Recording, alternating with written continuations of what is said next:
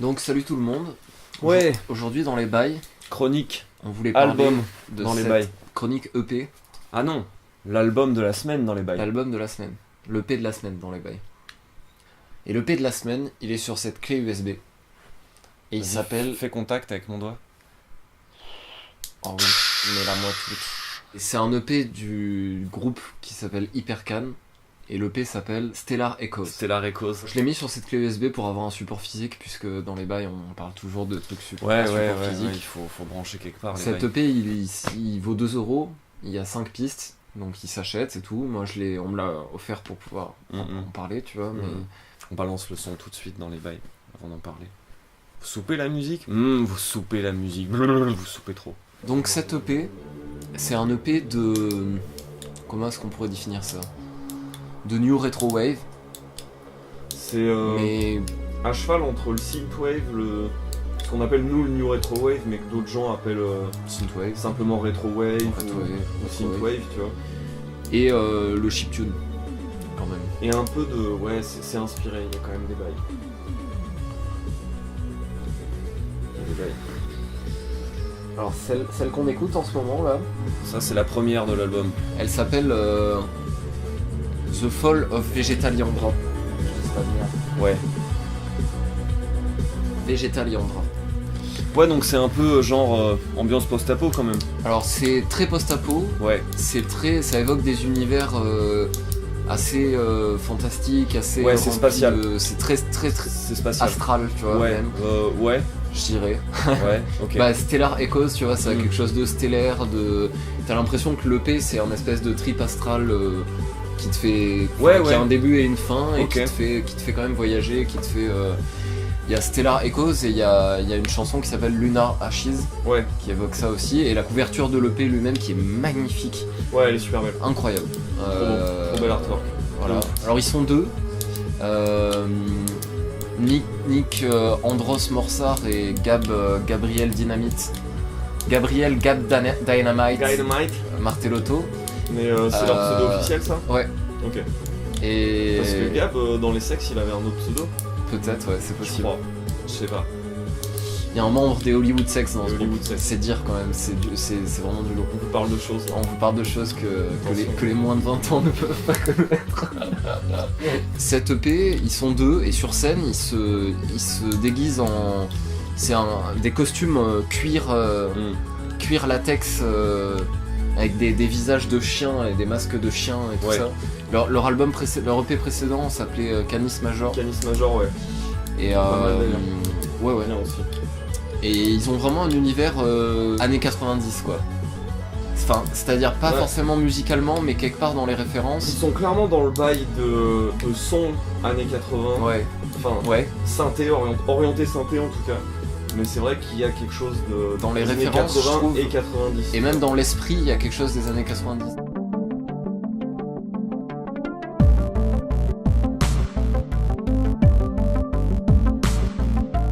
Ouais, dans le premier morceau, moi de ce que j'ai pu entendre, j'ai capté la référence à du coup les morceaux d'Harold Faltermeyer. Ouais. Je sais plus exactement le titre du film, mais je crois que c'est Police Academy ou avec Eddie Murphy. Avec Eddie Murphy, ouais. Donc il y a une reprise de ce thème-là dans le premier morceau, c'est ce que j'ai pipé. Dans le deuxième, du coup, ouais, il y a clairement cette reprise de Castlevania. C'est plus une référence, c'est carrément une reprise à un certain point du morceau aussi. Moi, je saurais pas nommer. Quand j'entends du Konami dans du synthwave, Ouais, t'es content, t'es bien. tu vois, je crache. C'est un peu T'y craches. fiction aussi. Slowman Fiction, il fait des trucs comme ça. Ils ont bossé ensemble sur un concert et sur un album de reprise de thème de Mortal Kombat qui est Ah ouais, il y a sublime. Il y a Syntality, ouais, c'est Ouais. vrai. C'est vrai Qui est qu'ils ont sublime, tous les deux des on pistes vous dessus. mettra tous dont on parle musicalement, on vous le mettra en lien. Je crois qu'ils sont aussi tous les deux sur un truc de reprise de Batman of the Synth.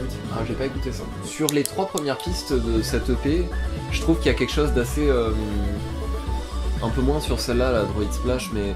Ouais, il y a- là c'est du Castlevania. il y a, ouais. Il y a quelque chose Là. d'assez... un peu dark, quoi, un peu sombre, un peu...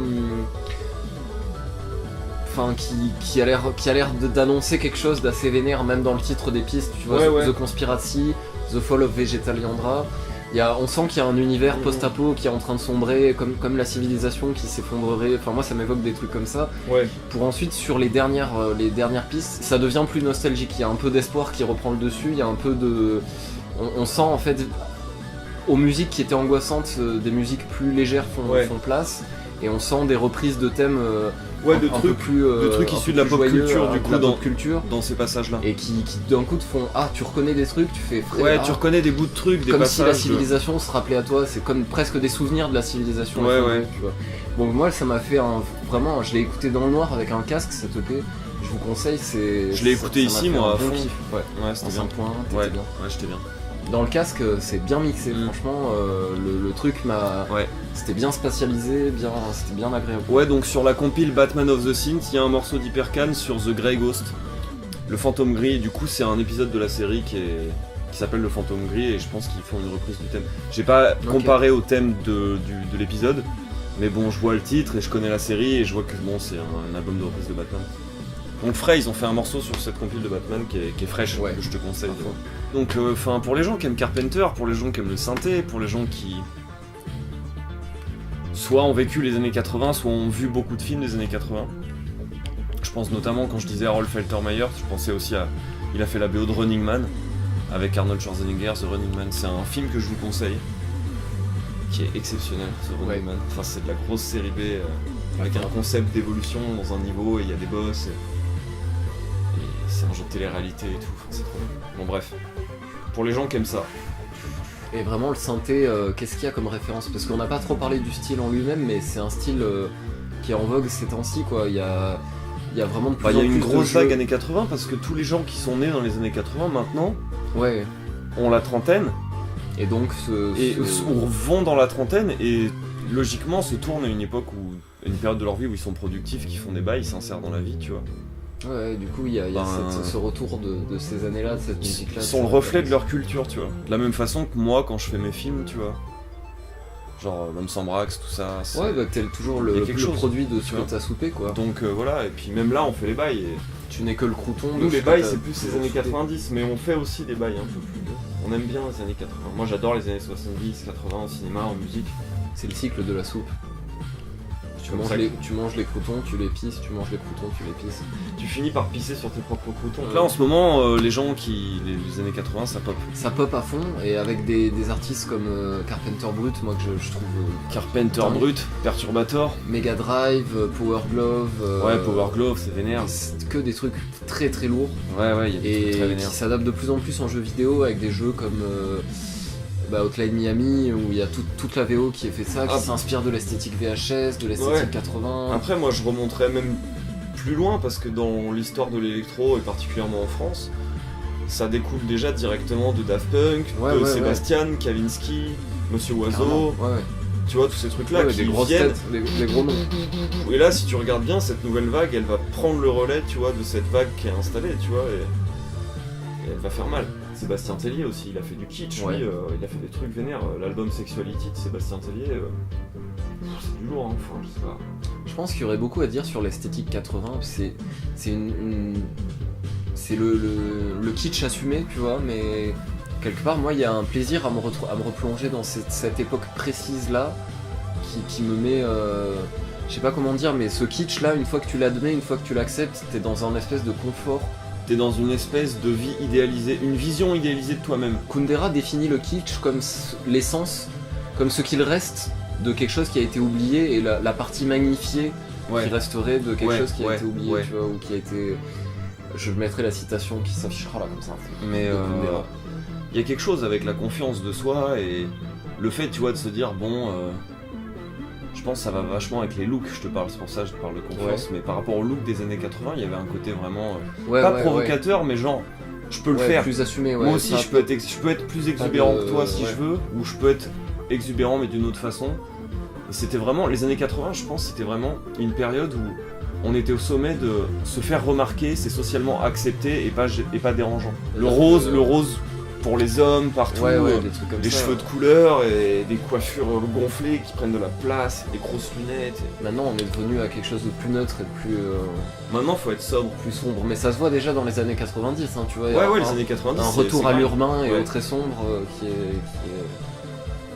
qui est cool aussi d'ailleurs, hein, esthétiquement, qui est super intéressant. Bah, mais qui amène à des choses comme le c'est vrai cyberpunk. que- Ouais, voilà.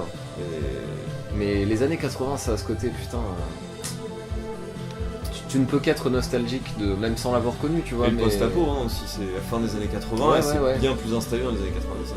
Donc voilà, bah pour conclure, là on est sur. Ouais, si vous aimez le post-apo, la science-fiction, l'espace. Ouais, écoutez Hypercam. On vous finit sur celle-là qui s'appelle 1990 Nights. Ciao les gens. A plus pour de la soupe. Là, ça sonne à fond comme de la Mega Drive. À fond comme de la Mega Drive. Cette sonorité métallique là, un peu Ouais, des ouais. basses là. Ouais, la ligne là. On soupe tout Hypercam, vous entendez? On vous soupe à fond.